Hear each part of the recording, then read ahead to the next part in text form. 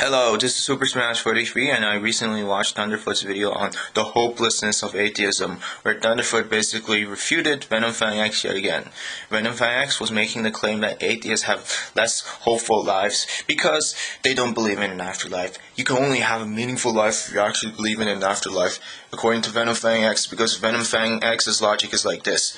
Hey, we are living this life as good as possible so that we can appease God, so that we can have a good afterlife, so we don't end up getting burned and having a really terrible afterlife, if you know what I'm saying, right? Although the Christians, they can't even clearly define what their afterlife is supposed to be like. Unlike the Muslims, which, these guys have the freaking Quran here, right? See, I have the Quran here, and I actually read various verses in the Quran about how the afterlife is supposed to be. And it gives fairly accurate depictions of how the afterlife is supposed to be. But I don't really want to go into accurate depictions of how the Quran describes the afterlife, because that's not the main purpose of this video. Okay. Everything Thunderfoot says about, there being only one life, our current life is our only life, and because of that, we should treasure it as much as possible. Therefore, we can make our current lives as good as possible. That kind of logic is sound. I think that's correct. Alright, I'm not going to argue against that. However, there are exceptions to this rule. Okay, have you guys ever heard of nihilists? You know, the type of people who are stoners? Okay, I'm just joking. They aren't necessarily stoners, but nihilists are the type of people who don't give a shit about anything, right? So they say, I exist. My existence is purposeless. I'm also an atheist, so I'm an atheistic nihilist. I don't really care about my life. I know this is my one and only life. I should probably be doing as much as possible, making my life as meaningful as possible. But to be honest, I don't really care. I just want to live my life with as little expectations as possible. I'm just gonna live for 50 or 60 years and probably die afterwards. But beforehand, I'm probably gonna replicate my DNA, aka I'm gonna have sex with a bunch of women and then spread on my genes. Or if I'm a woman, I'm just gonna let a bunch of men have sex with me so that they can pass my genes on to me, and I'll produce their children and bear their children.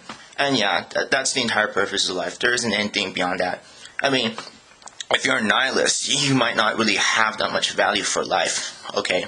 And even if you're an atheist and believes that this is your one and only life, that's really the whole counter argument I want to bring. And yeah, of course, we all know there's some atheists who have very little value of life. They have just as little value of life as those crazy religious fundamentalists who go as far as, ooh, look, I'm going to strap a bomb on myself. I'm going to blow myself up so that I could end up in heaven with 72 virgins. There are atheists out there who have just as little value towards life as the people I just described.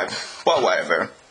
Overall, I still think, believing that this is your one and only life and making the most out of it is probably better than the deists who believe that, I am living this life as good as possible so I could probably have a better afterlife, because, as we all know, that is extremely prudent.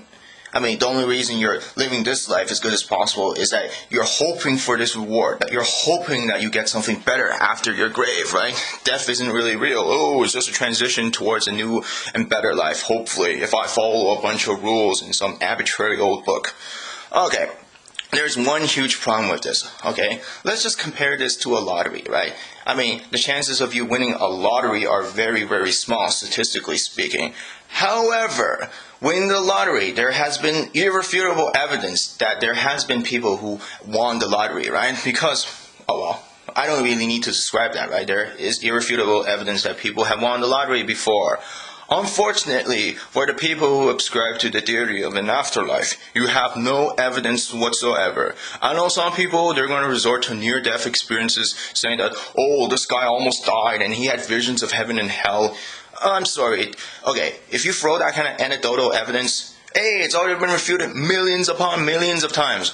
Maybe not millions upon millions of times, but it's been thoroughly refuted over and over again as some weird, messed up brain chemistry, alright? So basically, the people who are making claims of the afterlife, they have no evidence whatsoever. The atheist has every right to reject those claims. The atheist is basically holding on the negation position, in other words.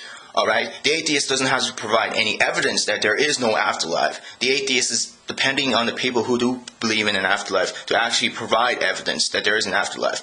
Unfortunately, they haven't been able to do so. So, you have every right to reject the claim of there being an afterlife. Anyways, Yeah, I think this rant has been going on for long enough. Peace out.